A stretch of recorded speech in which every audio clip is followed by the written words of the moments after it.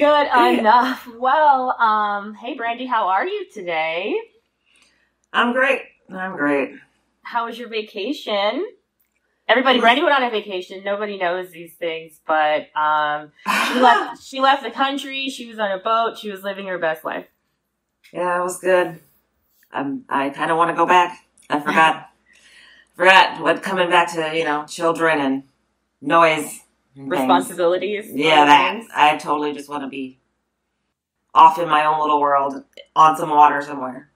It must be nice. And today we have a guest.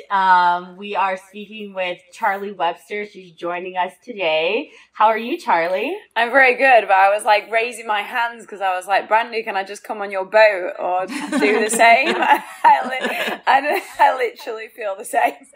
I'm like, oh, can I go and just sit on some water and not have any responsibility and think about anything for a bit and just appreciate the water and life? That sounds amazing. Where did you go? Are you or is that a secret? I went to the Bahamas. Well, I didn't get off the boat, so we went on a cruise, and it was just a 2-day, cruise. But it was nice to not have to worry about like when to wake up, putting people to sleep, making meals, doing all that stuff. It was very nice. And I want to do it again, like tomorrow. It is very nice. I agree. Like I was actually in the Bahamas for the New Year, so I was actually there, and that was just amazing. It's just like, I'm on vacation. I don't have responsibilities. I really don't have to clean. The food is always here. I just let my hair down, and all of my worries are gone. But yeah, I'm in definite need of a vacation. So let's go. Done. All right. See ya, everyone. Sorry, listeners. Bye. Bye, guys. Well, on vacation. Yeah, or you guys can listen to us on vacation. But let's just jump into it right now. And I'm Sunny Hepburn. And I'm Brandy Fleece. And today we have with us Charlie Webster. And this is Book of Lies. Woo, woo, woo, woo. The podcast. So we are speaking with Charlie. She's going to tell us about all of the, you've been doing a lot of things. You've got a lot of stuff going on your resume, and you've got a new podcast coming out. So why don't you just tell us about yourself? Oh my gosh, that's such a big question. All the deets. Yeah. It's a broad question. It's very broad. Do you want to know about my vacations? Do you want to know about what I do in my life? Tell us about your new podcast and how it came about. How about that? So my new podcast is called Scamanda. It's Scamanda. Get it? Yeah. The person who it's about is called Amanda, hence why it's called Scamanda. We started that name as a bit of a joke and as a working title, and just being like, okay, where are we at with Scamanda? We're doing this filming with Scamanda, and then it ended up becoming the name of the show, which is doing extremely well. As we are speaking now, we hit number 2 in the US. On Apple Podcasts, and Congrats. I love reading the comments that people are making. Some people are kind of like having a go at me, saying, release them all at once, and I'm like, I can't, but I'm so glad that you want them all. Like, that's amazing, that you want them all at the same time. But I'm so glad though, because the way I made the show is hopefully to really hook you in, and it seems to be working. So you get to the end of the episode and you're like, what? Because it's so unbelievable. And then when you think, hang on, this is a true story. This isn't something we've made up. This is something I've written or from my imagination. This is a true story in somebody's kind of normal life in a normal area, which I'll explain. And this crazy and unbelievable tale, which is just a wild journey. So every single episode is, hang on a second. No? What? She did that? So in the very top line, it's about a woman who scammed. I mean, I hate using that word scam because to me, it's so much more than that. It's about a woman who faked cancer, but she did it through writing her blog. So she wrote a blog and she announced that she got cancer, and she took people who were readers on this journey about her cancer. And it's emotive. It's really powerful. You get really sucked in. She's a good writer, and there's so much detail. So as you're reading them, and when I first started to look into her blogs, I totally believed her. I was like, I don't know. We had, basically I worked with an investigative producer who years ago had an anonymous tip about this person. And I started to work with her on this story before this woman, like I'm just going to spoil it. She's now convicted. And, but at the time I didn't know that. And I wasn't quite convinced. I was like, are we going down a rabbit hole here? And because she's that convincing.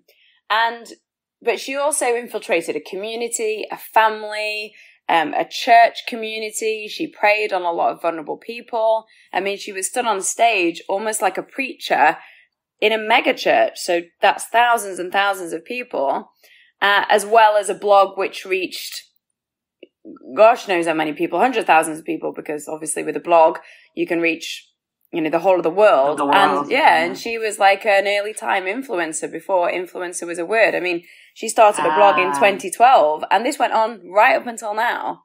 This wasn't something that happened 10 years ago. This is something she did that we found for at least 10 years, but yeah, we now know it was a little bit longer, but yeah. So that's the sum of it. Ask me some questions, because I'll just babble on and about this show. Well, but, people want binging, of course, so that's why everyone's like, give me more, give me more. Like, we just want to consume it all and get all the answers. Do you find out, like, how it started? Like, what did she go in there like, hey, I'm going to pretend we can't have cancer? Or, like, is she off in her head? Can you give me any insight? How did it start? That's the question. I think so the way that I made the podcast was, I mean, it's so unique because I have all her blogs, which are now taken down, so you can't see them anywhere on the internet. And I have years and years and years and years and years of blogs. So through her blogs, I take you on a journey into her psyche and into her mind. So she kind of takes you on the journey through her blogs, through the podcast. And to go to your question of how did this all start? Originally, we thought it started, when she basically did a first blog post that said, I've just been diagnosed with Hodgkin's lymphoma. So there you go. That's kind of when we think it starts. 2012, that's how she announces it. And then people go on her journey with her. However, we found out that she was actually said she was diagnosed with cancer 2 years previous and was spinning that narrative with a family and with her own family and her own children. And then we find out even more of how this seemed to be happening even younger than that. So, I mean, you asked about how she is, mentally, you said in her head. That's a good question, because why does somebody do this? And what's the motivation behind it? I mean, she took a lot of money from people. And she did do a, page where people were donating money to her online. People were donating to her through the church. People were donating in the community. People were giving her meals, giving her money, doing big fundraisers for her. She was, going to meet celebrities. She became a local celebrity. She was going to meet celebrities. She was standing on the pitch in different sports games that were dedicated to cancer, raising money for cancer. Wow. But my own opinion is, I do wonder if a lot of it was also the attention she was getting. She was definitely lauded as the anointed one. The anointed one. Yeah. What was so anointed about her? Well, because she was diagnosed with cancer, and she got stage 4 cancer, and then she was in remission. She survived. Right? She beat it. Then she beat it. Right. Quote unquote beat quote it. Unquote. Right? And then she got then, it came back. Then she went into remission again. Then it came back. Then she got pregnant, and the baby was a miracle because obviously she's got stage 4 cancer. And then she beat it. Apparently, the pregnancy was reversing her cancer. I love both of your reactions to this. Then she beat it again, and so she was inspirational. Yes, she might have done this, but again, if you listen to the podcast, I mean, I made this podcast. I spent so much time on this podcast. I mean, I've been making it for, developing it for a long time, and then actually making it for around 18 months. Wow. And even towards the very end, when I was like working through the final cuts of the episode, because I wrote and I brought her blog post in, so I take you on this kind of like winding journey. It's almost like you're watching some Netflix series. And even in the very Netflix series. Yeah. And in the very end, I was still listening to the final cuts before I pressed go on releasing them. And I was like, oh my God. And I was like, I wrote this thing. I've heard it a million times. I know this story so well. And I was still you're still kind of like taken in by her.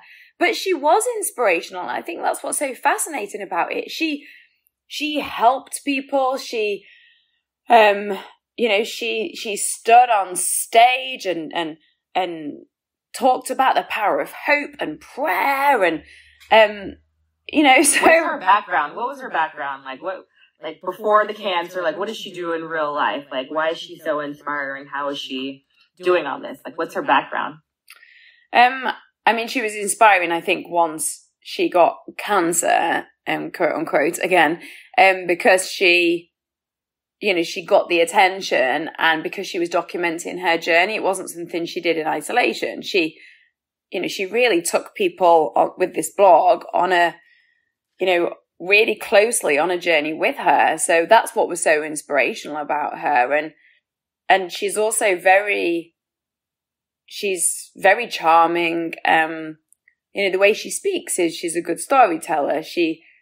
You can't help but get sucked in because she was inspirational. Like I know what she did was scam a lot of people, but on the way, that's how she did it. I think it was through that being very nice. I mean, she wasn't a horrible monster. It was through that it's that subtle manipulation, right? Where you're very, very charming. People surround you, people crowd around you, people are kind of, I don't know, drawn to you. That's who she was. And you asked the question about what was she doing before. I mean, you had to listen to the podcast, but she okay, good job. Yeah, she went to college, and she met a family who had a daughter who had cancer, and she went into that family as a young 17-year-old to go and help the young girl who had cancer with socialization and extracurricular activities, because this poor girl had cancer. And she was very young, and, she wasn't able to go to school, and she was not be able to make friends. So they brought her in to help her with things like, teach her cheerleading and socialize her. And so this young 17-year-old Amanda went into this family home because she was, teaching cheerleading and things like that. Spoiler alert, she ends up marrying the husband and the father of that family. Ooh, homewrecker? She's a homewrecker? So, Scamanda scamming everybody. Oh my goodness. so you do wonder if she got the idea through this poor girl who did have cancer. That's what it sounds And then, without making it too complicated, the girl who had cancer had a sister, or has a sister, and she ends up becoming a younger sister. She ends up becoming the Scamanda, Amanda's daughter or stepdaughter. Right. That's so it's so much bigger. Yeah, there's a huge psychological component to this, which makes it so compelling, because it's like, wow, it's outraging, but also, and it's awful. You know, she left people not just out of pocket, because there's hundreds and hundreds and hundreds of victims of what she did. And, and I spoke to so many of them. I spent time in that community, and from everyone, it was in San Jose, you said? Yeah, it was in San Jose. Yeah. I forgot to mention that. So I'm glad you did. It's San Jose in California. And speaking to so many people, it's about the violation of what she did, not really about the money. It's about the violation of kindness, people's prayers, people's belief in kindness and wanting to help and support someone. And along this journey, there was people that did have cancer, really had cancer. And I think all of us, what makes it so emotional and powerful is all of us in some way have been affected by cancer, whether it's through ourselves, whether it's through a family member or a friend. For somebody to use that as a way to get money and attention, and for a long, long time, and this went on for like 10 years, she was able to do this. And she's very clever though, because it was very hard for her to get caught, and we take you on that journey. That's exciting. So how many episodes are out now? Good question. There's 3 as I'm speaking to you today. And we have 8 episodes and then a few surprises, which I'm going to throw in at the very end. Okay. So what inspired you to write this story? Good question. I think when I first started to look into it, I have to admit, I was fascinated by her as a person, because again, I'm really interested in, like, why do people do what they do? And I do believe that I do believe at our heart that we're good. I think that things can make us behave badly, and a lot of the time it can be driven by our own hurt. And so hurt people. Yeah. And obviously if you are hurt, I must put this out there, I think if you work through that hurt, you can do wonderful, amazing things and be very kind. I think it's important to say that. But I do think, I don't know whether you agree, but I do believe inherently people are good. And so, and she comes across as that. She's very charming, very cute, and very lovely. I've met her. She's very kind, very polite. So why would somebody go and do that? And I think that's what really intrigued me. And then I wanted to find out about how she did it and what damage I suppose she did, and how somebody like this can get, I don't know, justice or punished in terms of the eyes of the law, because it's technically not illegal to lie about something, and people do. And then the other element of what interested me was that there's this social media aspect of it, right? So she started with a blog, and do you remember those days when everybody was blogging, and that was the big thing, right? Yeah, I had a blog about when I used to live up in Oakland, and I used to work for a website building company, so I had free websites. So I was like, I'm gonna write a blog about me recycling and being green in the city, and no one ever read it or anything, but but a great outlet though, a great outlet. Yeah. You never know who you might reach though. Right, exactly. We meet, we do meet people, but all kinds of people reach out to us, like, oh, listen to your episode, oh, that's like, oh, hey, I listen while I'm doing this and that, and you really never know who's hearing your message. Yeah, exactly. So, yeah, exactly. And I think that is fascinating because we see that all the time now. Like back then, TikTok didn't exist. Instagram was only kind of taken off, and it was like Twitter. Everybody was on Twitter. The heyday of Twitter, and then the blogs. So, but now we can get into everybody's home, right? Through social, we can see everything, and we do hear about people taking advantage of people. And I know that's behavior that was long before social media, and social media is just a tool, but it's a tool that can really get access to people. It makes the world a smaller place. Yeah, absolutely. It makes people more accessible, if you will.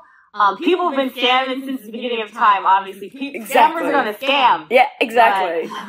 This is with social media and blogs, it makes everything a little bit closer. Yeah, it's another thing that it makes it closer, and it gives them more accessibility, like you said.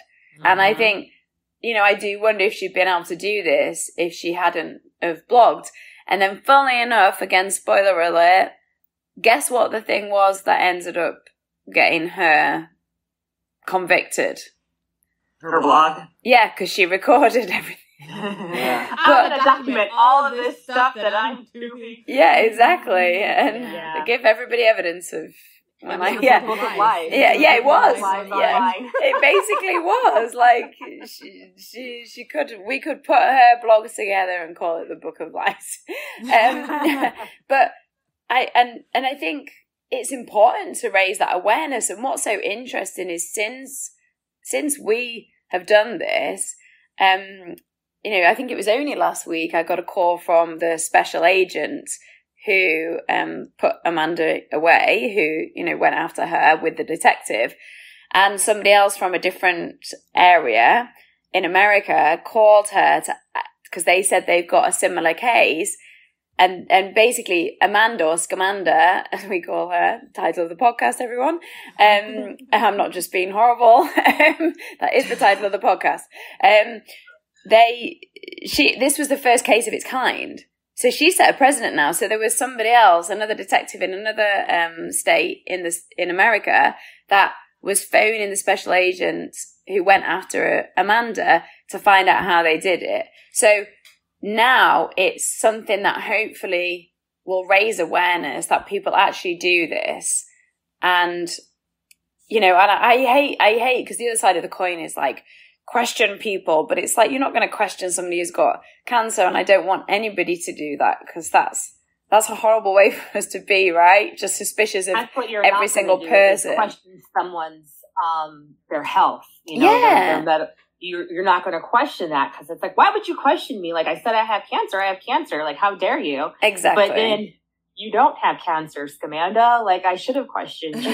Yeah. I think it's like a taboo. Like if oh my God, you could die, so I'm not going to ask you, or I'm not going to, I'm not going to make you feel like I don't believe you. Exactly. But at the same time, it's like, I don't have questions. Yeah. And I think, but so many people believed her, even up to, there was a couple of people I spoke to that are in the podcast that believed her right up to her sentencing. I mean, I went to a sentencing and people still believed her because the way that she spun her narrative was very clever, and her story was very clever because she knew the police were looking into her, but she turned the heat up. She didn't hide away. She turned the heat up and thought that she was cleverer than everyone. And I still wholeheartedly believe she thinks that she's in the right. I really feel like she feels that that there was some kind of vindictive nature against her from the ex-wife and the investigative producer I worked with on this, Nancy, who becomes a character in our story because Amanda actually tried to sue and get a restraining order against Nancy, who's a character in our show, who first started to look into Amanda. So you can see how she went to town with it, and she basically put her foot on the accelerator the more people looked into her. And going to the story she spun was, even when the police were looking into her, people still believed her because she was like, oh no, the police, it's a mistake. It's, because it became an IRS case. So she was like, oh, I just didn't pay I didn't pay the tax on the donations. I didn't realize I had to. And everybody was like, I can't believe people are after you when you're dying of cancer. So again, she just used that, what you were saying, Brandy, about you're not going to question anyone who's got anything like cancer, because you just wouldn't. And I don't think anybody actually should, because what she did was wrong. It's not on the people that believed her. They were just being kind and trying to support somebody that they thought they cared about. Mm-hmm. Was she posting like images of herself undergoing treatment and like chemo radiation? Because I know like people who do this, what was that one chick that we covered that had scammed somebody out of something, and she had, I think, shaved her head and, doing the whole thing to look sick. I know what you're talking about. Was it the Australian one who had cancer? Bella? Yeah. Bella, I can't think of her name. But I think I know who you mean. Yeah. Yeah. And so, like, she was, people who literally will try to transform the way they look to sell their story, or to sell the fact that they don't have cancer, but they're trying to, look like they have cancer. Yes. And I'm so glad you asked that, because I forgot to mention that. So thank you. Because yes, she did. So on her blog post, it wasn't just her writing. She posted pictures. She shaved her head. So, she did try and make herself look like that. But she not only shaved her head, she actually posted pictures of her having chemo, of her with, an intravenous in, with tubes in. She posted herself pictures of her in hospital for years and years. She did go to hospital. That's what's so... That's the mint pot. It's such an elaborate. I mean, she's so clever. I mean, she actually put her brain to something positive. Imagine what she could do, because she spun an entire. I mean, like what an amazing PR marketing person. So was she? Okay, so she's getting all this stuff. She's talking saying, "Oh, I've beat cancer. I came back from cancer." Is she like actually raising money for cancer foundations, or is she just collecting chips? Or does she have a goal here? Like, is she doing good, or is she just taking? Just taking. So the money that she raised was for herself, to raise money for her treatments, because... Put her in the bin. Put her in the bin. Okay. She's in the bin. Let's talk about vacations again. Put her in the bin. Move on. But make sure you listen to my podcast, though. Don't put that in the bin. Scamanda. Amazing. It sounds crazy. It sounds straight crazy. And there's 3 episodes, so I'm like, I kind of want to wait so I can like... Yeah.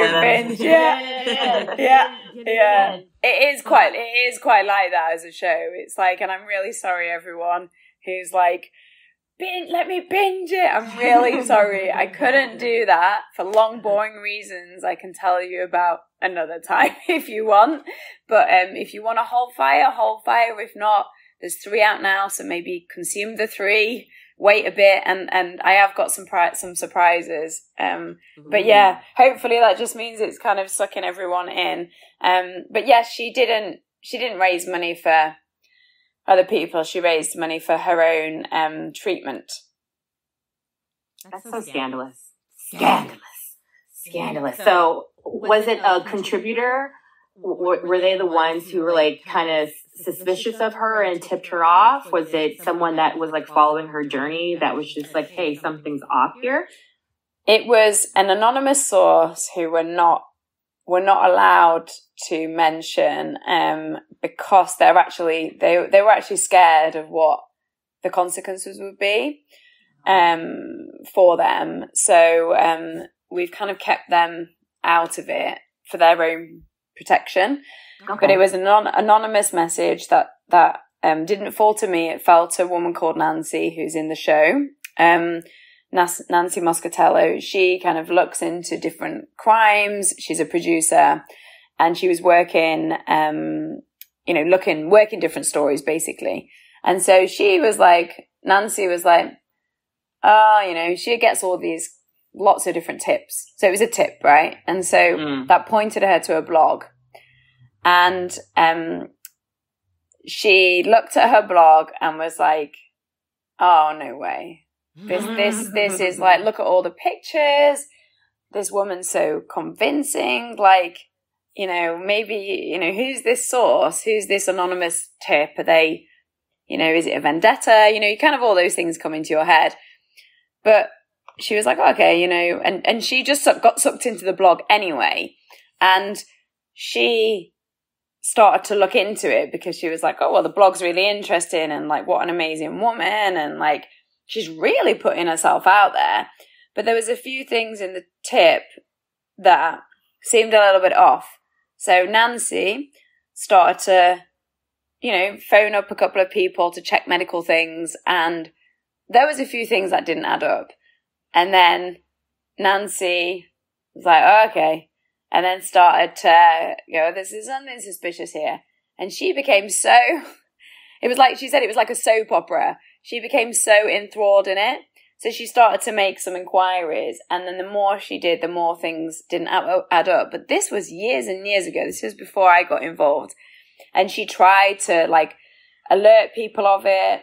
And question things and get people to speak, but nobody would because they were then. And then what's funny is she became part of the story. So she became the person that Amanda found out who she was. Amanda accused her of being hired by the ex-wife, you know, her husband's ex-wife, the one I told you about, who she went into their home as a young 17-year-old. And that's so then, so wrong on so yeah, so wrong. Like that's the nightmare. You hire a 17-year-old nanny or whatever, and then she snatches your husband. Like that's the nightmare, right? Yeah. And then she actually used cancer in the custody battle over the girl. Yeah. So it's so much more than she just scammed some people out of money. And I know that's awful, but it's so much more. It's like a crazy journey of like destroying a family. You know, what she's done to this poor young girl who, you know, thought she had cancer, and never mind the fact that she's got 2 of her own kids as well. And are the kids with the ex-husband guy? I mean, he's not an ex-husband. He's not still her ex-husband. It's her husband. So yeah. I guess it's the other wife's ex-husband. So the father. So her kids are with him. Yeah. And then she has 2 stepkids. She has our stepkid. Yeah. Oh, the girl that had cancer is the stepkid. No, and it's complicated. Another girl. So the girl who had cancer wasn't his child. Was his stepchild. Oh, yeah. Wow. Blended families. I mean, I come from one. It's complicated. Okay. Wow. Thank you for spilling the tea, Charlie. Honestly, I'm sure everyone else is doing this right now. They're probably looking up Scamanda on their app chaser or, you know, whatever they use to listen. And gonna start listening to this because we love drama, sadly. We love tea. We love a good story. And this sounds unbelievable, honestly. It's like it's hard to even explain like it to you both. Yeah, because it's like no. That's her step. That's her because it's so wild. You can't even make. I couldn't even make this up. If I sat in a room with writers and went, right, okay, how are we going to do this? Some of the stuff just sounds like it's so beyond belief, but it's not. It's what she did, and she did it in a community and for a long time, and I mean, you know, and up until very, very recently. So do you get stories like this a lot? Do people come to you with different stories or things to investigate or things to look into in your career? Yeah, sometimes, or sometimes just through people I know or like connect with, or some of, you know, sometimes I bring my own personal experience. I did a podcast called Died and Survived, which used my own personal experience because I was critically ill about 6-7 years ago, and had my own, I don't know what to call it, crazy experience. So I used that to go and do a bit of an investigation into life after death. And I don't know, hopefully I spoke to a lot of people, and one of my goals is to try and help people talk about grief a bit more and about death, and for us to feel a bit more open to talking about it, because I think a lot of communities and cultures, we just don't like to talk about it's things. Inevitable. Yeah, it's exactly. inevitable. And also we all suffer grief at some point in our life, right? So, but again, it's something that we kind of, well, in my experience, block up. So I use sometimes my own personal experience and things that really interest me and go on. I mean, I'm a journalist, so I go on a bit of a journey with Scamanda. Nancy contacted me and was like, she'd seen some stuff I'd done. She was like, what do you think about this? And I was like, oh, let me look into it. And I actually questioned her. I was like, are you sure? Like, are you sure? Because like, you've got to be in your bonnet about this woman because she went after you. So, it's kind of like Nancy started with chasing the story, then became part of the story. So then I became the journalist that then went over the top because Nancy,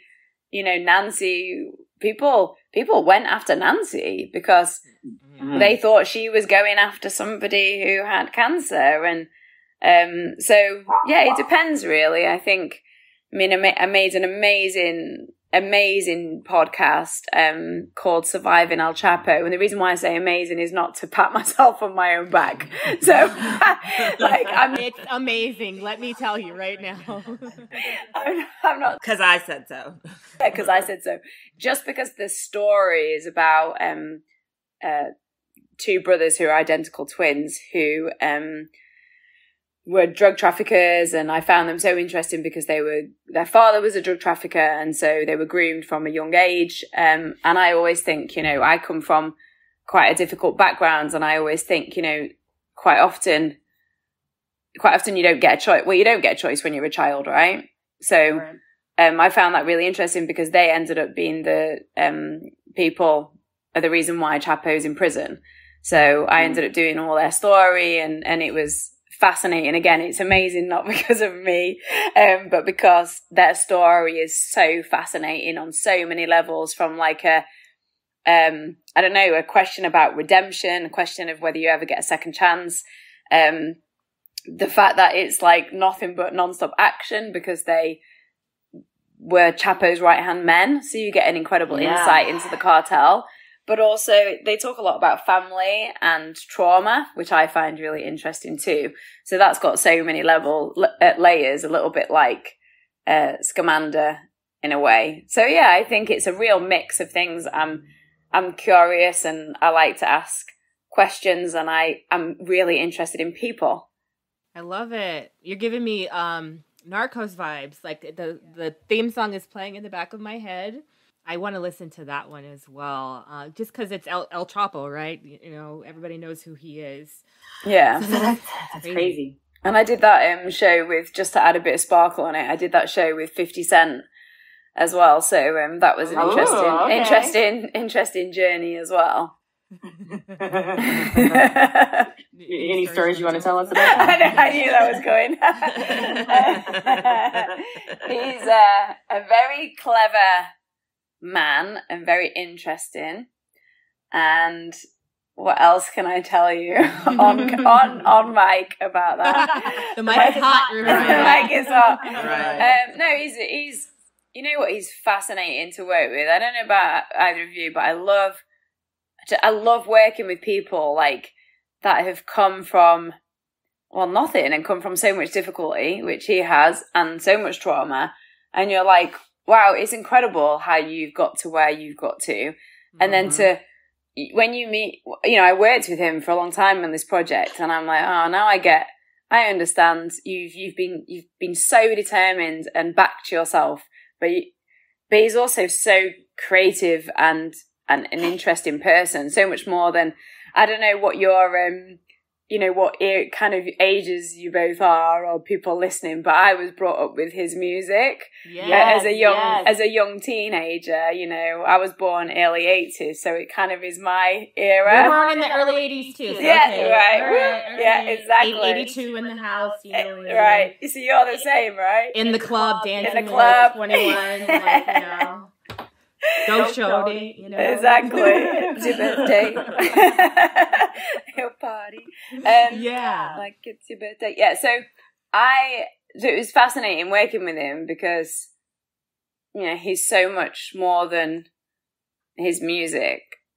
But we did have a funny, I don't know whether I can tell you, I'm sure I can tell you, we did have some very long conversations because we, about the title, because we couldn't, we had so many titles basically. And I don't know, a title is so I find the body of making something like not easy, but I love to write and I can see story and take people on a journey and like, I feel like that's what I'm good at. But then titles, I'm always like, I find them so difficult because, I mean, I love your title, Book of Lies, but titles are hard because you're like, well, that doesn't do it justice.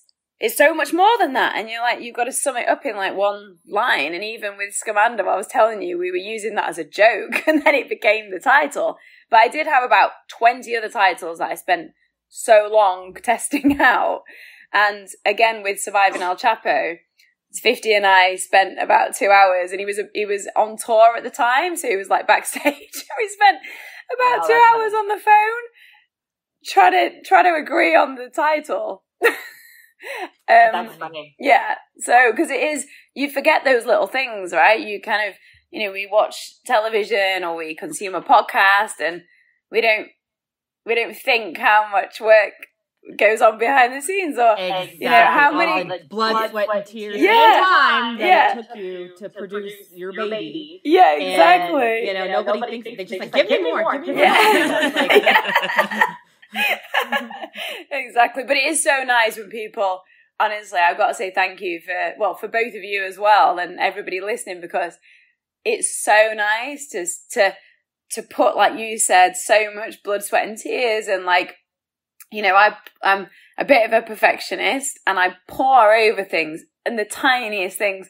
And then to see people really enjoying it. And, you know, I know that sounds bad because she did some, you know, what she did was horrible, but they're compelled by the story, right? And they're listening and the feedback's been great. And the fact it's currently, as I speak to you, at number 2 and it just, you're like, oh God, it's so nice to see it come to life like that when you've sat and many times, you know, I've sat here banging my head against a wall. I mean, like, and how do I get it to this bit? And, you know, it's like a puzzle that you spend ages doing. And you've put this beautiful puzzle together in this podcast. So it sounds like you said 8 episodes. As we speak, 3 episodes are available. And you've got other bodies of work that are out there. I'll definitely share your other podcasts so people can, you know, check you out and listen to your work that way as well. No, I'm excited. So I'm definitely going to be downloading it. I'll be leaving a review, of course. If anyone's interested, how should people try and get in contact with you? You can, I'm on social media, so you can contact me on Instagram or Twitter. On Instagram, it's just my name, at Charlie Webster. On Twitter, it's Charlie CW. And I do have a website as well, which is charliewebster.com. So you can contact me on that if you want to. And yeah, definitely have a look at our podcasts. Scamanda is on wherever you get podcasts, Apple, Spotify, etc., etc. So have a listen, and I'd love to hear what everybody thinks. And I look forward to seeing your review. Yay! Are you working on anything next? Are you working on another project currently? I am, but I'm not allowed to say. It's always the way.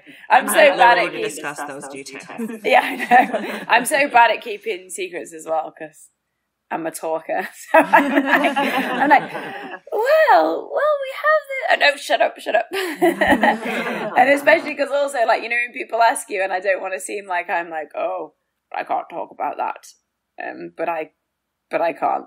Or you'll never see me again. I can't talk about it seriously. I'm not just being a jerk or anything. It's a real secret. Like, I'll go to jail. I'll go to jail. I'll literally go to jail.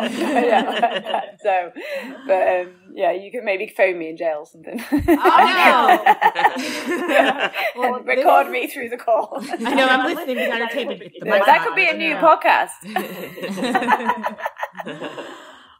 This has been a lot of fun, Charlie. We like to end the podcast off with a thumbs up, like something that you've accomplished that's good, or something you're looking forward to. Thumbs up for the week. So we'll let Charlie go first. Do you have a thumbs up for the week? Something that I've done, or something that somebody else has done.